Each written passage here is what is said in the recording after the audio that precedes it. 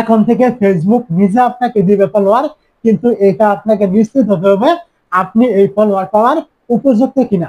এখন কিভাবে বুঝবেন? ধরুন আপনি যদি ইউটিউবে সার্চ করেন যে ফেসবুকে ফলোয়ার বাড়ানোর উপায়, হাজার হাজার ভিডিও আপনি পেয়ে যাবেন। অনেকেই অনেক রকম উপায় দেখায়, অনেক রকম সেটিং দেখায়। মূল কথা হলো আপনার ফলোয়ার তখনই বাড়বে যখন আপনি ভিডিও আপলোড করবেন, আপনার ওই ভিডিওতে ভিউজ আসবে। মনে করুন আপনি একটা ভিডিও দিলেন, সেই ভিডিওতে 5,000 ভিউজ হলো, তো 5,000 ভিউজ থেকে দু একজন আপনাকে ফলো করলে করতে পারে, ওইটাই আপনার ফলোয়ার। যদি ফলোয়ার বাড়ানোর কোনো উপায় থেকে থাকে, সেটা হলো আপনি ভিডিও আপলোড করবেন, ওই ভিডিওতে ভিউজ আসবে, ওইখান থেকে আপনি ফলোয়ার পাবেন। এছাড়া দ্বিতীয় কোনো সেটিং নেই, কোনো কিছু নেই, কোনো রকম কোনো নিয়ম কিন্তু ফলোয়ার বাড়ানোর জন্য কিন্তু নেই।